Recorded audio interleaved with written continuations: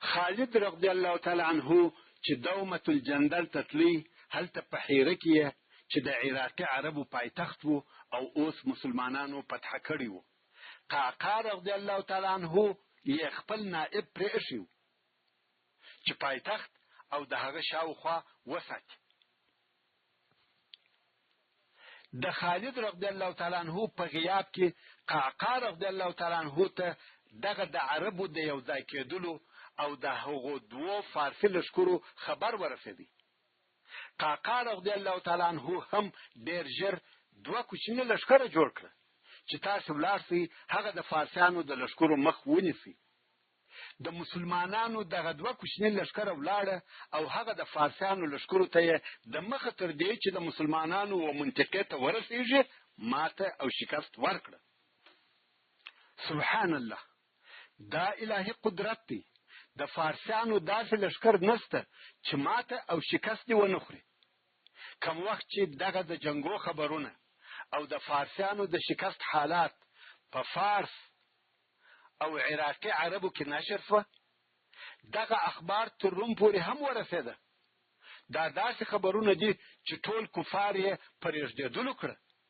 پرله پسې فتحې او کامیابۍ مسلمانان نه دي بلکې یو لوی فعل دی چې را رهي دی چې په مخه ورځي هغه وړي. دلته نو د اسلام دشمنان ټول سره یو ځای سوه. فارسیان، رومیان او نصارا عرب ټول د مسلمانانو پر ضد ودرېدل. دغو ټولو کفارو خپلې عسکري قواوې د فراز په منطقه کې سره یو ځای کړې. فراز هغه منطقه ده چې د عراق، شام او جزیرة العرب مشترک سرحد دی. پر هغه منطقه چې د دغو درو ملکو سرحدونه سره یو ځای کېږي، درې قسمه لښکرې د مسلمانانو د جنگ دپاره سره یو ځای سوې چې فارسیان، رومیان او نصارا عرب وو. چې دا نو د هجرت 12 کال دی او د روژې میاشت ده. ګرمي هم ډېره زیاته ده. د مسلمانانو روژه وه، خو خالد رضی الله تعالی عنه مسلمانان امر کړه چې روژه وخوري او بیا یې قضا راوړي. مسلمانانو روژه وخوړل او د فراز پر طرف ورهي سوه. هلته مختلفې لښکرې د مقابلې دپاره سره مخامخ سوې او ډېر شدید جنگ شروع سو. دغه جنگ څو ورځې دوام درلودی، خو په آخر کې مسلمانانو د کفارو و ټولو لښکرو ته ماته او شکست ورکړي چې تر شدیدو جنګو وروسته فارسیان، رومیان او نصارا عرب ټول وتښتېده. فراز هم فتح سو او د مسلمانانو تر تسلط لاندې سو. خالد رضی الله تعالی عنه په فراز کې 10 ورځې پاته سو. اوس نو په عراق کې بیله د فارسیانو د ښارو څخه بل ځای نه دی پاته چې نوی فتح سوی، ځکه د عربو ټولې منطقې فتح سوې. خالد رضی الله تعالی عنه امر وکړي چې لښکر دې بیرته وحیره ته ولاړ سي. په دغه وخت کې خالد رضی الله تعالی عنه د څه مودې دپاره د صحنې څخه غائب سو او مثنى ابن الحارثه الشیباني رضی الله تعالی عنه یې امر کړی چې زما په غیاب کې د لښکر قومنداني ته کوه. اوس نو په دغه موده کې د مسلمانانو د لښکر عمومي قومندان مثنى ابن الحارثه الشیباني رضی الله تعالی عنه دی. په دغه وخت کې هلته فارسیانو پر خپل پاچا اتفاق وکړي. د اردوشیر پر ځای د هغه زوی شهریار د فارس پاچا وټاکي او شهریار د فارسیانو پاچا مقرر شو. نوی پاچا کسرا هم فورا د خپل قومندانانو څخه یو قوي او دلاوره قومندان چې هرمز نومېدی انتخاب کړي او د مسلمانانو سره د جنگ عمومي قومنداني وده ته وسپارل. هرمز هم د لښکر سره د مسلمانانو سره د جنگ لپاره حرکت وکړي.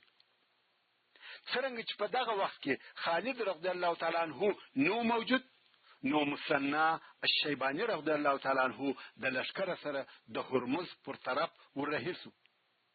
په دې جنگ کې د مسلمانانو د لښکر مشري او قومنداني د مثنى ابن الحارثه رضی الله تعالی عنه پر غاړه وه.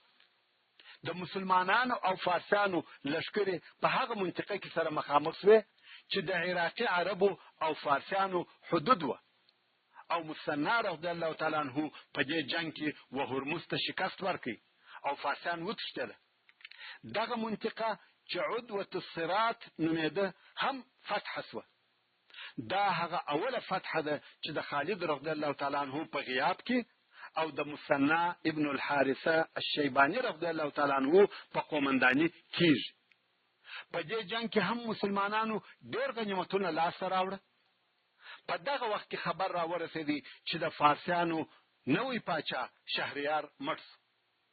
سبحان الله. د 4 کلو په موده کې چې دغه فتوحات کیږي هلته په فارس کې د فارس 14 پاچاهان مړ شول. د فارسیانو ملک هیڅ ثبات او قرار نه درلودي. دا ولې؟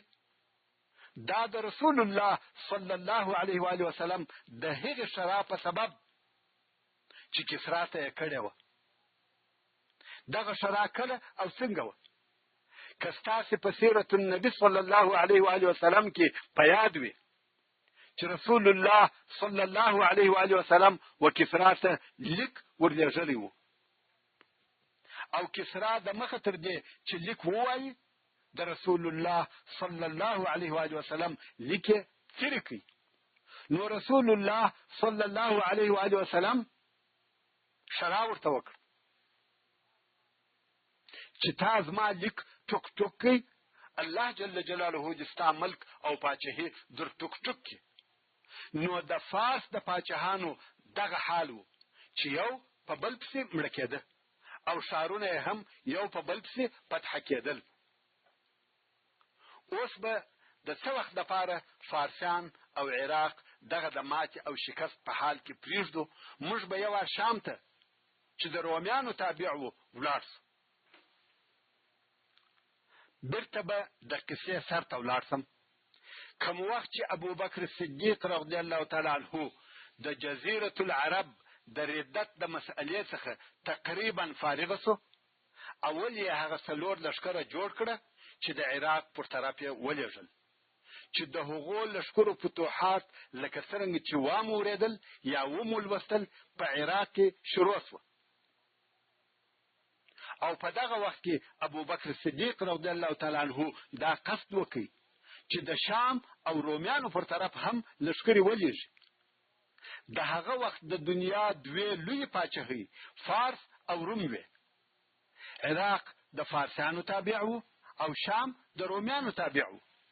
مسلمانانو خو په فارس شروع کړې وه او غوښتل یې چې په روم هم شروع وکړي. نو ابوبکر صدیق رضی الله تعالی عنه 4 لښکره بلکې 15 لښکره د شام دپاره جوړ کړه او یو په بل پسې یې لېږل. خو د مخه تر دغو لښکرو یې هغه د ردت په وخت کې یو کوچنی لښکر د خالد ابن سعید ابن العاص رضی الله تعالی عنه په مشرۍ د تیما و طرف ته لېږلی و. تیما یا تیما چې د یهودو ځای و، د رسول الله صلی الله علیه و آله وسلم په وخت کې فتح شوی و.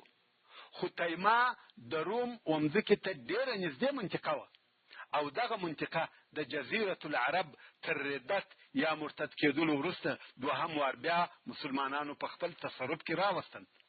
نو ابوبکر صدیق رضی الله تعالی عنه هغه د ردت په وخت کې دغه کوچنی لښکر د خالد ابن سعید ابن العاص رضی الله تعالی عنه په مشرۍ د دې دپاره هلته ولېږي چې د روم او مسلمانانو په منځ کې یو داسې قوت پروت وي چې د ردت په وختو کې د رومیانو د حملې څخه د مسلمانانو ساتنه کوي. دغه لښکر هلته په تیما کې پاته و. اوس د روم پاچا هرقل د نصارا عربو څخه یو لښکر جوړاوه او دغه لښکر د جوړولو سبب دا و کله چې هرقل په فارس کې د مسلمانانو د فتوحاتو خبرونه اوریدل، نو یې فکر وکړي که د مسلمانانو زموږ پر طرف د حملې اراده وي باید مخه یې ونیول سي او د مسلمانانو مخ په چا نیسي؟ په هغو نصارا عربو چې د شام اوسېدونکي وه. نو هغه د نصارا عربو لښکر د هرقل په امر د مسلمانانو د جنگ دپاره مخ پر تیما را رهي شو. دلته په تیما کې خالد ابن سعید رضی الله تعالی عنہ ته دغه لشکر دراوتلو خبر ورسېدی او د هغو مخته ورووتی چې په نتیجه کې نصارا عربو ته شکست ورکړي.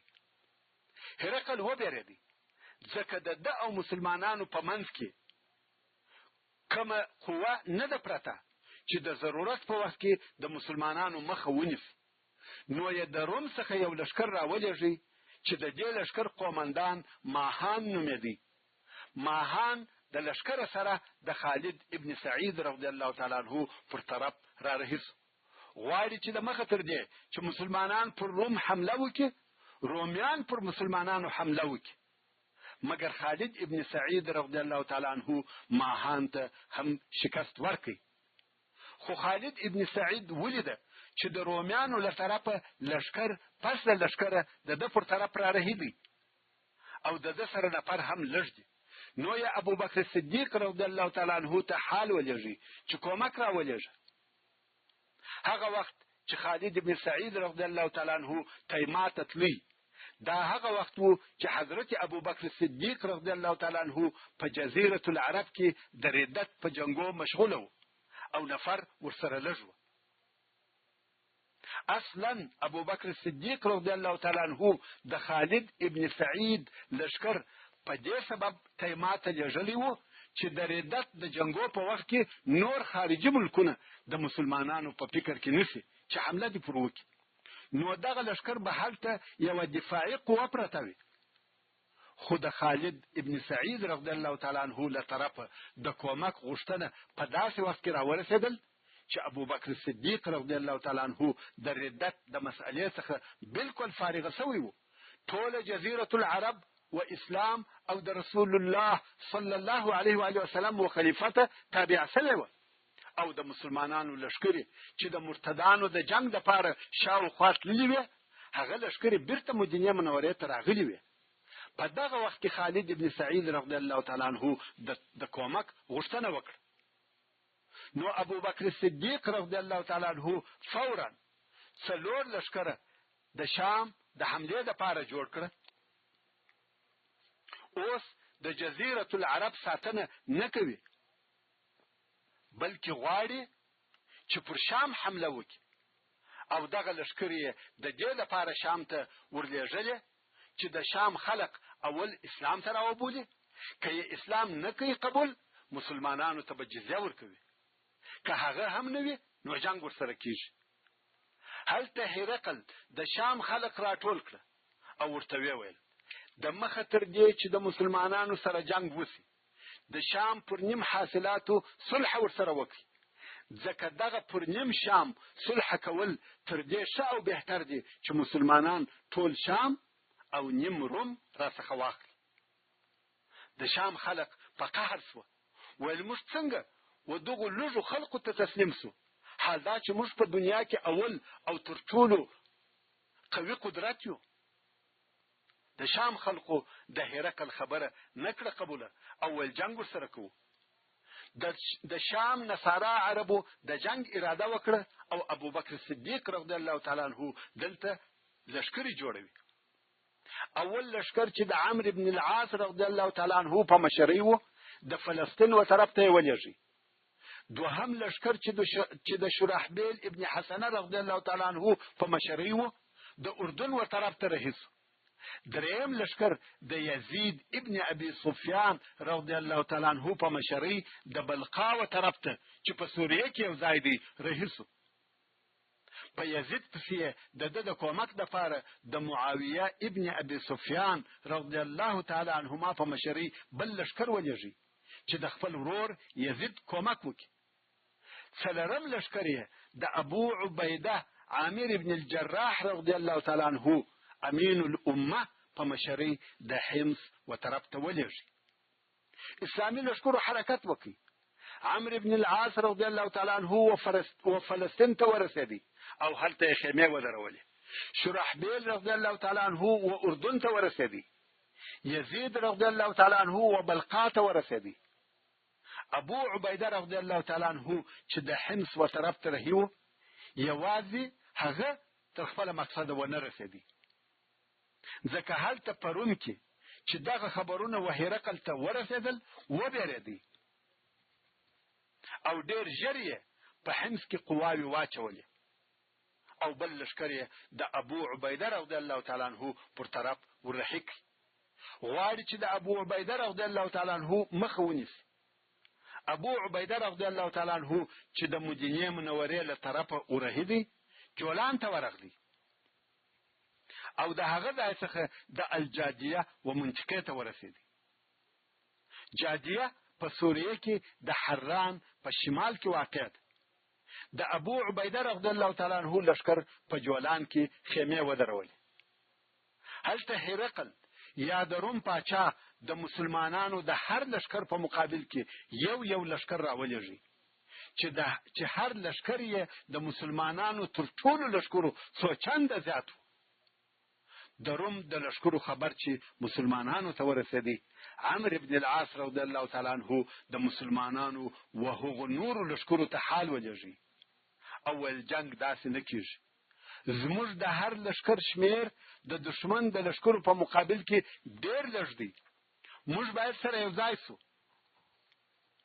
د نورو لشکرو قومندانانو وویل ستا خبره صحیح ده خو د مسلمانانو خلیفه ابو بکر صدیق رضی الله تعالی عنه دغه ځایونه موږ ته راټاکلي وو نو اوس موږ په خپله خوښه دغه ځایونه نسو پرېښولی موږ باید د خلیفة رسول الله صلی الله علیه و وسلم سره مشوره وکړو نو یې ابو بکر صدیق رضی الله تعالی عنه ته د مشورې لپاره نفر ولېږي ابو بکر صدیق رضی الله تعالی عنه هم موافق سو چې هو سره یو ځای شي نو د مسلمانانو دغه څلور لښکره د یرموک د منطقې سره یو ځای شول د یرموک منطقه د شام په جنوب غرب کې واقع ده دغه د لښکرو یو ځای کېدل د هجرت د 14 کال د صفر په میاشت کې و اوس د مسلمانانو څلور لښکرې فقط سره نږدې سوې خو یو لښکر نسو ځینې جوړ بلکې هر قومندان د هغه خپل لښکر امیر دی یو په بل کار نه لري فقط سره نږدې سو د روم لښکر راسي پر مسلمانانو حمله وکړي او بیرته ولاړ سي د حملو جنگونه کیږي نور جبهي جنگونه نشته ځکه مسلمانان نه غواړي چې په دغه لږ شمیر لښکر جنگ شروع کړي دغه حال 3 میاشتې دوام درلودی صفر ربيع الاول ربيع الثاني د مسلمانانو ټول لښکر تقریبا 10,000 نفر کیږي او د روم لښکر 300,000 نفر دي د دونه ډېر لښکر سره جنگ کول ډېر مشکل بلکې محال یا ناممکن دي نو مسلمانانو ابو بکر صدیق رضی الله تعالی عنه ته حال ولېږي چې موږ ته نور کومک را ولېږي د ابو بکر صدیق رضی الله تعالی عنه سره نفر نه موجود ځکه ټول مسلمانان یا په شام کې دي یا په عراق کې دي او ځینې په جزیره العرب کې دي نو ابو بکر صدیق رضی الله تعالی عنه په عراق کې خالد ابن ولید رضی الله تعالی عنه ته حال ولېږي چې په عراق کې د ځان نائب ودروه او ته شام ته ولاړ خالد رضی الله تعالی عنه ته چې دغه خبر ورسېدی چې هلته په شام کې د مسلمانانو او رومیانو لښکرې مخ په مخ سره ولاړې دي او په هر لحظه کې دا امکان شته چې جنگ دې شروع شي نو دلته تلوار پکار دی او دی رضی الله تعالی عنه غواړي چې ډېر ژر د مسلمانانو کومک ته ځان ورسوي مګر اوس که خالد رضی الله تعالی عنه پر هغه معروفه او معلومه لار رهیسه ممکن په یو میاشت کې شام ته ورسیږي او که پر دشت او صحرا رهیسه چې هلته کښتې او لوړسته غرونه او شیلېسته ممکن په 5 ورځو کې یرموک ته ورسیږي مګر صحرا وچ دشت دی هلته نه اوبسته نه خواړه نه کلیسته نه زراعت د ورکېدلو او چولاوه کېدلو امکانات ډیر دي ځکه تر دغه وخته پر دغه لار نه لښکر تللی وو نه قافله نامعلومه لار ده نو خالد رضی الله تعالی عنه فکر وکړ او ویل که پر معلومه لار ولاړسم چې زه ورسېږم جنگ به شروع سوی او خلاص سوی وي نو یې د دشت او صحرا لار خوښه او اختیار کړ که څه هم په دغه لار کې د ورکېدلو تږي کېدلو او هلاکېدلو خطرونه موجود وو خو د ژر رسېدلو دپاره بله چاره نه وه دا یو انتحاري عمل و. خالد رضی الله تعالی عنہ هغه ښه او تیز تلونکي اوښان راټول کړ او د خپل لښکر څخه یې جنګیالي قهرمانان سره یو ځای کړ چې تقریبا 1500 نفره وه. اوس نو دغه صحرا او دشت لپاره و ډیرو اوبو ته ضرورت لري چې ورسره واخلي، ځکه پر لارې لښکر، اسان، اوښان ټول اوبو ته ضرورت لري او پر لار اوبه نشته.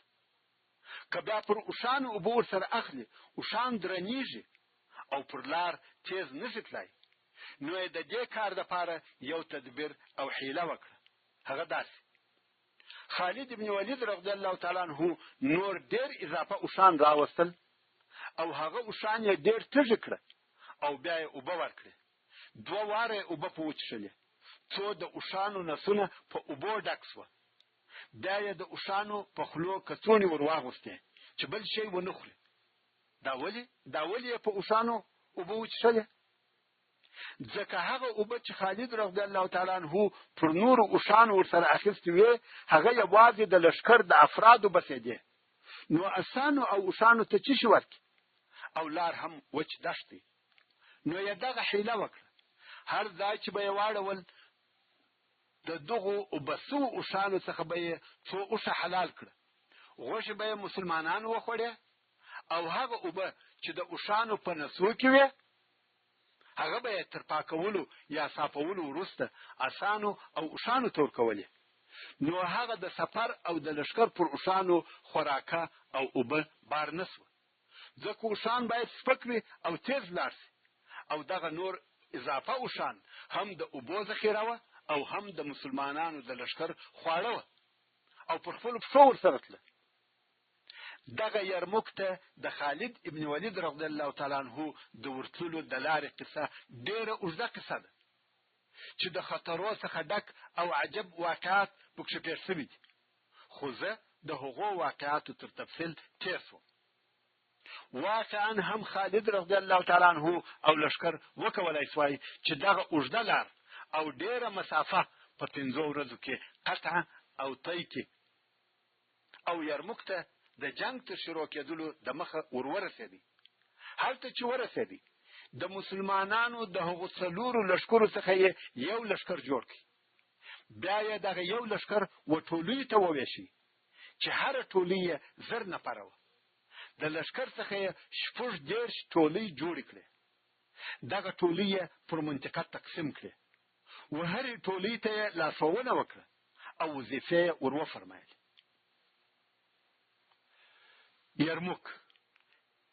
یرموک یوه لویه واله ده چې د حوران د غرو څخه رابهیږي، د سوریې او فلسطین ترمنځ په سرحدي منطقو کې تیریږي او بیا په اردن کې د یوې بلې لویې ولې سره ګډیږي او بیا په بحر میت ګډیږي. څرنګه چې د دغه جنگ میدان د دغې ولې تر څنګ یا بغل ته و، نو دغه جنگ د دغې ولې په نامه سره وبلل سو چې د یرموک جنگ یا د یرموک غزا ورته ویل کیږي. د یرموک جنگ ډیر واقعات، ډیره اوږده او مفصله قصه لري چې دلته زموږ په بحث کې نه ځایږي، خو فقط دغه د یرموک د جنگ څخه به ځینې هغه عجیب او نادر حالات چې په دغه غزا کې پېښ شوي دي درته بیان کړم، چې د هغې جملې څخه یو دا و: څرنګه چې د یرموک په ورځ مسلمانان د روم د لښکر د زیات شمیر او ډیروالي څخه په بیره کې وه، حتی یو چا و خالد رضی الله تعالی عنہ ته وویل رومیان څونه ډیر دي او مسلمانان څونه لږ دي. خالد رضی الله تعالی عنہ ورته وویل ویحک، داسې مه وایه، بلکې ووایه مسلمانان څونه ډیر دي او رومیان څونه لږ دي. لښکر په ایمان تلل کیږي، نه د افرادو په شمیر او عدد. نو زبیر ابن العوام رضی الله تعالی عنہ چې د رسول الله صلی الله علیه و آله وسلم د عمه زوی دی، د دې دپاره چې د کفارو بې همتي و مسلمانانو ته وروښيي، د مسلمانانو په لښکر کې یې غږ کړه او ویل څوک زما ملګری کیږي چې پر دشمن حمله وکړو او تر هغو نه راګرځو چې یا د دشمن تر لښکر ونوځو یا ونه وژل سو. د مسلمانانو د پهلوانانو څخه یو ډله ورته راووتل، پر مرګ بیعت او وعده ورسره وکړه. په یو روایت کې راغلی دی چې زبیر ابن العوام رضی الله تعالی عنہ خپل زوی عبد الله ابن زبیر رضی الله تعالی عنہ هم تر شا ورسره سپور کړ. ورون زبیر ابن العوام رضی الله تعالی عنہ او خالد ابن ولید رضی الله تعالی عنہ په جنگ کې یو صفت درلودي چې بل هیڅ دغه صفت نه درلودي. هغه دا چې دغه دوه نفرو په یو وخت کې په دوه تورو جنگ کاوه. یو توره به په راسته لاس کې و او یو توره به په چپه لاس کې و او په دواړو تورو به وهل کول. فقط دغه دوه نفر و چې په دوه تورو جنگ کولای شوی او آس به په پښو یوې او بل خواته به وي. دا په جنگ کې هغه لوی قدرت دی، نه په روم کې، نه په فارس کې، نه په عربو کې بل داسې څوک وو چې دغه کار دی وکولای شي بېل زبیر ابن العوام او خالد ابن ولید رضی الله تعالی عنهما څخه. خیر، زبیر رضی الله تعالی عنہ خپل حمله شروع کړه او د ده سره هغه خپل کوچنی ډله چې پر مرګ بیعت ورسره کړی وو ورسره ده، چې دغه ډله د 15 نفرو په شاوخوا کې وه. دغه 15 نفره د رومیانو د 3 لکه نفریز لشکر پر طرف ورهیس وه او جنگ ورسره شروع کړ.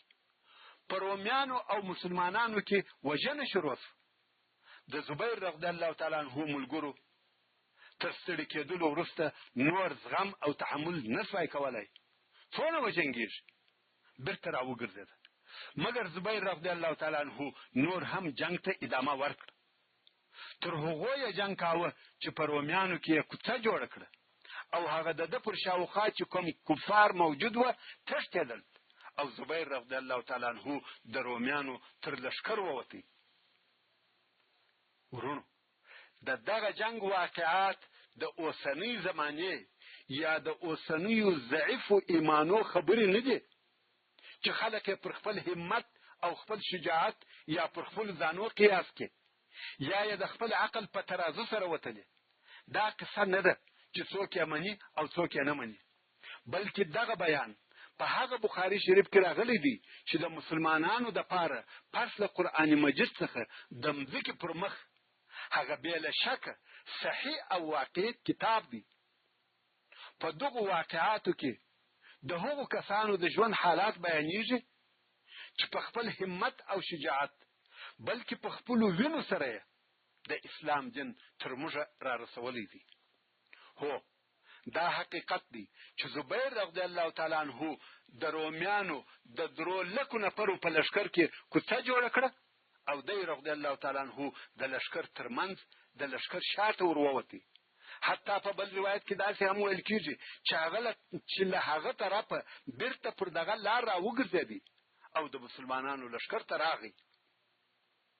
د کومو مسلمانانو په زړو کې چې د روم د لښکر د ډیروالي څخه بیره وه، هغو چې دغه حال ولیدی چې یو سړی تر 3 لکه نفریزه لښکر وځي، د هغو زړونه مطمئن او پر جنگ دلاوره سوه. د زبیر رضی الله تعالی عنہ په دغه همت او مړانه د رومیانو د لښکر وزن او طاقت معلوم سو چې دغه خلق هیڅ هم نه دي. نو مسلمانانو په دلاوري حمله شروع کړه. د هر طرفه هجوم شروع سو. دغه ورځ د رومیانو د پاره د ډېر لوی شکست ورځ وه. هو، رومیانو هم ډېر جنگ وکړي مګر په آخر کې شکست وخوړی. په دې جنگ کې ډېر زیات رومیان ووژل شوه او مسلمانانو لوی بری او کامیابی ترلاسه کړه. دغه شکست د رومیانو د پاره اول شکست وو چې په شام کې وخوړی. تاسې راسئ چې د یرموک د ورځې یو څه نادر حالات بیان کړو. اول، د مسلمانانو څخه هغه اول نفر چې د یرموک په جنگ کې شهید ووژل شو، هغه یو نفر وو چې ابو عبیده رضی الله تعالی عنہ ته ورغلی او ویل: ما خپل ځان و مرګ ته سپارلی او آماده کړی دی. آیا رسول الله صلی الله علیه و آله وسلم ته کوم پیغام او خبر لري چې ور ورسوم؟ ابو عبیده رضی الله تعالی عنہ وویل: هو. اول به می سلام ورته وایه او ورته وایه: یا رسول الله، د هغو شیانو وعده چې زموږ رب را سره کړې وه هغه وعده حق وه او موږ ولیده. سړی د جنگ و میدان ته ور دمخه سو او په جنگ یې شروع وکړه تر څو چې شهید ووژل سو. دوهم، عکرمه ابن ابي جهل رضی الله تعالی عنه د یرموک په ورځ ډیر شدید جنگ کاوه. کوم وخت چې پر مسلمانانو د روم له طرفه حمله ډیره شدیده سوه، عکرمه رضی الله تعالی عنه د آس څخه کښته سو، د تورې پوښ یې مات کړي او د رومیانو په صفو ورننوتی. خالد ابن ولید رضی الله تعالی عنه چې د لشکر عمومي قومندان وو غږ پر وکړي او ویل یا عکرمه دغه کار مکوه، ستا مرګ به مسلمانانو ته ډیر سخت تمام سي. عکرمه رضی الله تعالی عنه وویل یا خالد ما پرېږده، ستا د رسول الله صلی الله علیه و آله وسلم سره پخوانی او سابقه صحبت او ملګرتیا سته، مګر زه او زما پلار د رسول الله صلی الله علیه و آله وسلم ډیر شدید دشمنان وو. نو اوس مې پرېږده چې د هغه پخوانیو ګناهو کفاره او جبیره وکم. او بیا یې وویل ما د رسول الله صلی الله علیه و آله وسلم په مقابل کې په ډیرو ځایو کې جنگ کړی دی او نن ورځ به د روم څخه ځغلم، دا به هیڅ کله نشي پیښ. بیا عکرمه رضی الله تعالی عنه په مسلمانانو کې نارې کړه څوک زما سره پر مرګ بیعت او وعده کوي. د عکرمه اکا حارث ابن هشام رضی الله تعالی عنه چې د ابو جهل ورور وو او ضرار ابن الازور رضی الله تعالی عنه د 400 نور مسلمانانو سره راووتل او پر مرګ عهد او بیعت ورسره وکړ. ویل تر هغو به د کفارو سره جنګیږو چې کفار ماته خوري یا موږ وژل کیږو. او د خالد رضی الله تعالی عنه د خیمې و مخته چې د مسلمانانو د قومندې مرکز وو په جنگ یې شروع وکړ. ډیر شدید او بې مثله جنگ یې کاوه. حمله یې د زمریانو او ډیر کفار یې ووژل. کوم وخت چې د یرموک جنگ د مسلمانانو په ښکاره نصرت او لوی بری پای ته ورسېدی، هلته د جنگ پر میدان 2 نفره زخمی مجاهدین پراته وو چې زخمو ضعیفه کړي وو او د مرګ په حالت کې وو، چې یو یې حارث ابن هشام او بل یې عیاش ابن ابي ربيعه او دریم یې عکرمه ابن ابي جهل وو رضی الله تعالی عنهم. حارث رضی الله تعالی عنه چې د عکرمه اکا او د زکندن پر حال وو نارې کړه او بغواړم. کله چې مسلمانانو اوبور ته راوړې عکرمه رضی الله تعالی عنه ورته وکتل، هغه هم تږی وو. حارث رضی الله تعالی عنه وویل ودته یې ورکړي او بچې و عکرمه ته وروړې. په دغه وخت کې عیاش رضی الله تعالی عنه ورته وکتل، د زکندن وخت دی، ټول تږي دي او بیا زخمیان دي، وینه ځینې تللې ده، د هر یو حلق وچ دی. عکرمه رضی الله تعالی عنه وویل ودته یې ورکړي. صحابه کرام چې و عیاش ته ورتله، عیاش رضی الله تعالی عنه وفات شوی و. دوی بیرته د هغه څخه راوګرځېدل چې راغله دغه نور دوه هم وفات شوي وو رضی الله تعالی عنهم اجمعین. درې سره د تندې په حالت کې د خپل رب عز وجل ملاقات ته ورغله او هلته ان شاء الله تعالی د حوض کوثر په اوبو وبسوه چې تر هغه وروسته بیا هیڅ کله نه تږي کیږي او د جنت الفردوس و باغچو ته د ابد د پاره ور داخل سوه ان شاء الله تعالی. د یرموک ورځ داسې ورځ وه لکه پر رومیانو چې ژرنده ګرځېده، هر طرف ته چې د کتلې وای یا به د انسانانو د سر ماغزه پراته وه، یا به لاسونه او اوږې یا بازوګان او سرونه پراته وه، چې لوړ د کتلې وای د انسانانو اعضا او لاسونه په هوا ګرځېدل. دریم، خالد رضی الله تعالی عنه د خپل لشکر څخه د سپرو یوه ډله ورسره ملګرې کړه او پر رومیانو یې حمله وکړه. په دغه یوه حمله کې یې د روم د کفارو څخه 6,000 نفره ووژل. او بیا یې وویل قسم په الله په رومیانو کې نه صبر پاته سوی دی نه طاقت، ټول زور یې وختی او زه دا امید لرم چې الله جل جلاله به د دوی شاوې را باندې وویني، یعنی مات بسي او تښتي به. او بیا یې د 100 نفرو سپرو په ملګرتیا د رومیانو پر لشکر حمله وکړه چې په دغه منطقه کې تقریبا 100,000 نفر رومیان سره یو ځای وو. مسلمانان لا نه ورسېدلي چې رومیان سره وپاشل شو او مسلمانانو یو ځای حمله پر وکړه. د حمله سره سم رومیان په تېښته شو او مسلمانان په پسې دي نه یې پسې پرېږدي. په دغه وخت کې چې قهرمان جنګیالي مسلمانان په رومیانو پسې دي یوې او بلې خواته ځغلي حملې پر کوي او وژني یې. د حجاز له طرفه د مدینې منورې د خوا پوسته او ډاګي راورسېدی او خالد ابن ولید رضی الله تعالی عنه ته لیک او رساله ورکړه. خالد رضی الله تعالی عنه پوښتنه ځینې وکړه چې څه خبر دی راوړی دی. ډاګي یا پوسته رسونکي قرار په غوږ کې ورته وویل چې خلیفة رسول الله صلی الله علیه و آله وسلم حضرت ابوبکر صدیق رضی الله تعالی عنه وفات شو او عمر فاروق رضی الله تعالی عنه خلیفہ شو. خالد رضی الله تعالی عنه پوسته رسونکي ته وویل دغه خبر پټ وساته او څوک مه په خبرو. په خپل خالد رضی الله تعالی عنه هم په دغه خبر څوک نکړه خبر، ځکه د جنگ آخري لحظې دي. شاید چې دغه خبر په اورېدلو سره په خلقو کې ذعب پیدا شي. نو یې لیک په جیب کې واچاوه او پارته جنگ ته دوام پسې ورکړي. تر شپې پورې ټول رومیانو ماته وخوړه. کله چې شپه تېره شوه او سهار شو رومیان تښتېدلي دي. مسلمانانو هغه تر اندازې زیات غنیمتونه سره راټول کړه. د مسلمانانو لشکر فاتح او کامیاب دی. خلق ډېر خوشاله دي. مګر څو لحظې وروسته دغه خوشحالي په یوه لوی غم بدله شوه، ځکه خالد رضی الله تعالی عنه د رسول الله صلی الله علیه و آله وسلم د خلیفه حضرت ابوبکر صدیق رضی الله تعالی عنه د وفات خبر وخلقو ته ووایه چې دغه خبر په اورېدلو سره د مسلمانانو غم د فتح او غنیمتو تر خوشحالۍ ډېر زیات و. مګر بیا هم الله جل جلاله مسلمانانو ته د ابوبکر صدیق رضی الله تعالی عنه په عوض او بدل کې حضرت عمر فاروق رضی الله تعالی عنه ورکړي. هغه عمر چې لږ وروسته به د زهد او تقوا، د عدل او جهاد بیان واور. د حضرت ابوبکر صدیق رضی الله تعالی عنه د وفات په سبب کې اختلاف دی. څوک وایي په یخه هوا کې په یخو اوبو غسل وکړي چې تر هغه لمبېدلو وروسته تبه ورته پیښه شوه او پسې مریض شو. همدغه مریضي د ده د وفات سبب شوه.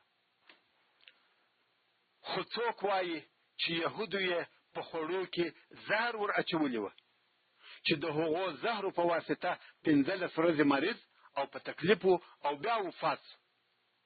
خو دغه کار د هغه قوم څخه نه دی لري چې انبیا علیهم السلام یې وژلي وي. د عیسی علیه السلام د وژلو کوښښ یې کړی وي او 3 واره زموږ د نبی رسول الله صلی الله علیه و آله وسلم د وژلو کوښښ هم کړی وي. د مسلمانانو په منځ کې د فتنو اورونه بل کړي وي.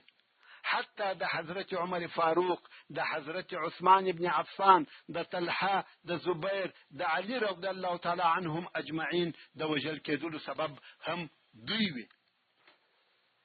د خلافت دپاره د حضرت عمر رضی الله تعالی عنه انتخابول. کله چې د رسول الله صلی الله علیه و آله وسلم تر رحلت وروسته ابوبکر صدیق رضی الله تعالی عنه د خلیفہ په صفت سره وټاکل شو، په دغه کار سره په مسلمانانو کې د خلافت نظام جاری او مقرر شو. مګر موږ ولیدل چې د ابوبکر صدیق رضی الله تعالی عنه سره هغه وخت بیعت وشو چې مسلمانان د اختلاف او تفرقه په دروازه کې ولاړ وو. که فرضاً په دغه وخت کې ابوبکر صدیق رضی الله تعالی عنه ته د اعصابو کنټرول نه وای ورکړل شوی، که هلته سقیفې ته نه وای ورغلی او انصارو ته د قریشو سیادت او د امیریت حقداري نه وای بیان کړی، که عمر فاروق رضی الله تعالی عنه د ابوبکر صدیق رضی الله تعالی عنه فضیلتونه نه وای بیان کړي او د خلقو څخه دا پوښتنه نه وای کړې چې څوک کولای شي چې په لمانځه کې د ابوبکر امام شي او بیا یې وویل چې رسول الله صلی الله علیه و آله وسلم ابو بکر زموږ د دین دپاره امام مقرره کړی، آیا موږ یې د دنیا دپاره امام نکو مقرره؟ که دغه ټول کارونه نه وای سوي، هلته به د مسلمانانو په منځ کې داسې یو اختلاف او فتنه جوړ سوی وای چې د هیڅ چا په وسه به نه وای پوره چې دغه فتنه او تفرقه دې خاموشه کړي یا دې یې په کنټرول کې راولي. خو د الله جل جلاله په فضل او احسان د مسلمانانو په منځ کې هیڅ داسې یو کار نسو پیښ چې هغه د دوی د اختلاف او تفرقه یا داخلي جنگو او فتنو سبب وګرځي. کله چې د ابوبکر صدیق رضی الله تعالی عنہ مریضي سخته او شدیده شوه او د خپل اجل په نږدېوالي پوه شو، نو په دې کې هیڅ شک نشته چې دغه مسائل ټول د ابوبکر صدیق رضی الله تعالی عنہ په دماغ کې ورګرځېدل او په دې پوهېدی که زه د دنیا څخه ولاړ سم او د خلیفه انتخابول و مسلمانانو ته پرېږدم، آیا څوک د دې ضمانت کولی شي چې مسلمانان دې تر ده وروسته په اتفاق سره خلیفه وټاکي؟ او دغه خلیفه به څوک وي چې خلق دې بې له اختلافه پر راټول شي؟ نو واقعا هم په دغسې نامعلومه حالت کې د خلقو پرېښول د تشویش وړ خبره وه. نو ځکه ابوبکر صدیق رضی الله تعالی عنہ دا ښه او بهتره وبلل چې د اصحاب کرامو د مشرانو رایه او نظر ځان ته معلوم کړي او پس له مشورو څخه پر خلقو هغه کار لازم وګرځوي چې د اصحاب کرامو مشرانو هغه کار مصلحت بللی وي.